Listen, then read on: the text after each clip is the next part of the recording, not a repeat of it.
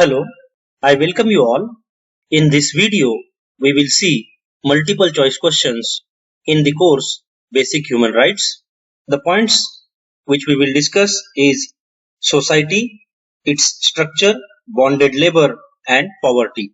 The first question is social harmony is a process of, the options are option A, expressing and promoting love, trust and peace regardless of nationality, origin, color, gender and race. Option B is spreading hatred in the society.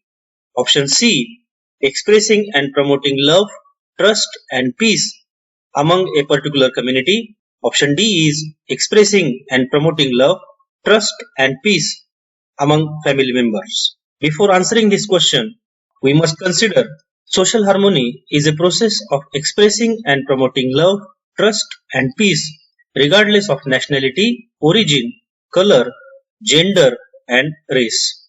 Social harmony requires continuous efforts from individuals, communities and institutions to foster understanding, respect and cooperation. It is an ongoing process that requires commitment, empathy and a shared vision of a just and inclusive society. Therefore, the correct answer is option A, that is, social harmony is a process of expressing and promoting love, trust and peace regardless of nationality, origin, color, gender and race. The question is, which of the following option will contribute positively in the intention to maintain communal harmony in society? The options are option A, always accept only what is majority community wants. Option B, prohibiting the transmission of religious speeches of a particular community. Option C, threatening communal heads about the consequences of not maintaining harmony. And option D is help individual to rise above fear, jealousy and hatred. To answer this question, we may consider communal harmony will not be achieved through the majoritarian philosophy. Helping individual to rise above fear, jealousy and hatred will certainly contribute positively to maintain harmony in society, and therefore the correct answer is helping individual to rise above fear, jealousy and hatred will contribute in the intention to maintain communal harmony in the society, that is option D.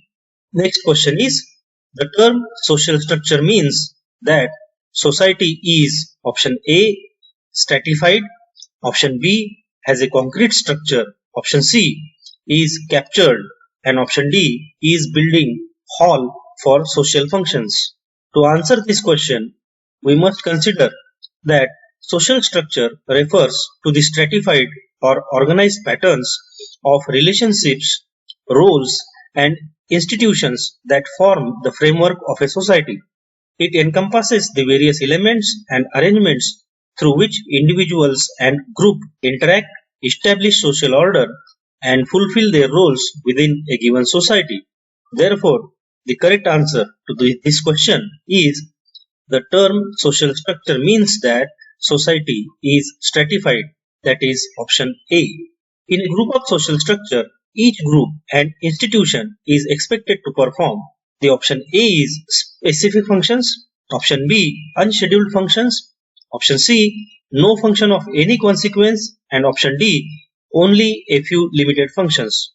To answer this question, we must understand this. In a good social structure, each group and institution such as government, family, education and economic institutions is expected to perform certain functions and fulfill specific roles to contribute to the overall well-being and functioning of a society. Therefore, the correct option is option A, that is, in a good social structure, each group and institution is expected to perform specific functions, that is option A. Which of the following is not a part of social structure? The option A is social institution, B, social problem, C, social norms, D, social groups. To answer this question, we must understand this. Social problems emerge within the social structure. They are not inherent or inevitable aspects of it. They arise due to the various factors and can be addressed through collective action, policy changes, and efforts to transform the social structure itself to create a more inclusive and equitable society. Therefore, social problems are not a part of social structure, which is option B. Bonded Labor System Abolition Act is the result of the ratification by India of which of the following conventions of the International Labour Organization? Option A is Unemployment Convention 1919, B. Forced Labour Convention 1930, option C. Weekly Rest Industrial Convention 1921, option D. Right of Association Agricultural Convention 1921. Here we may consider India is a member of the International Labour Organization (ILO) and has ratified several ILO conventions, including the Forced Labour Convention 1930, number 29. The Forced Labour Convention sets out the principles and guidelines to eliminate forced labour in all its forms. Therefore, the correct answer to this question is option B, that is Forced Labour Convention 1930. Which fundamental right in the Indian Constitution prohibits trafficking, forced labour and children working under 14 years of age? The options are A. Right to equality, B. Right to freedom, C. Right against exploitation, D. Right to freedom of religion. Here we may consider right against exploitation is a fundamental right guaranteed by the Constitution of India. It is enshrined in Article 23 and Article 24 of the Indian Constitution. Article 23 prohibits trafficking in human beings, forced labour and beggar, that is forced labour without pay, while Article 24 prohibits the employment of children below the age of 14 in any hazardous occupation. Therefore, the correct answer to this question is option C, right against exploitation.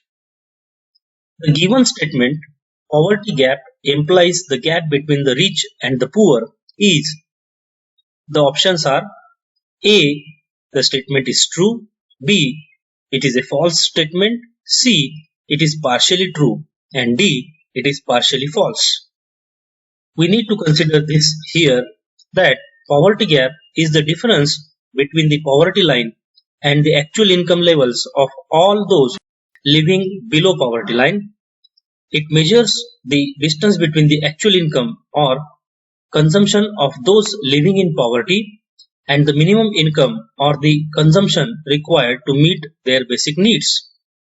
Therefore, the given statement that poverty gap implies the gap between the rich and the poor is a false statement. That is, the option correct is option B. Which of the following is a commonly used indicator to measure poverty? The options are A. Poverty line, B.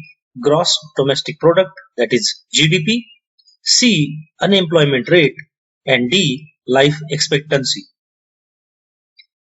The commonly used indicator to measure poverty is the poverty line. It is used to establish a threshold income or consumption level that separates those considered to be living in poverty from those above the poverty line.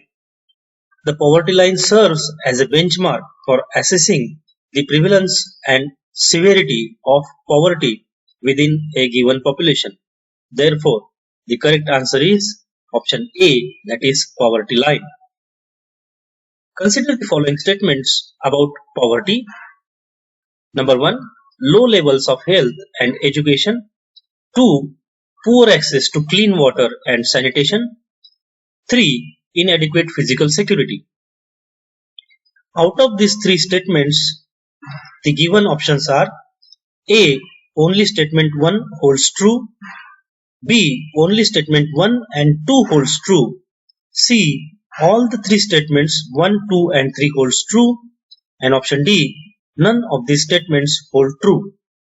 People living in poverty suffers from low levels of health and education. They do not have access to clean water and sanitation facilities.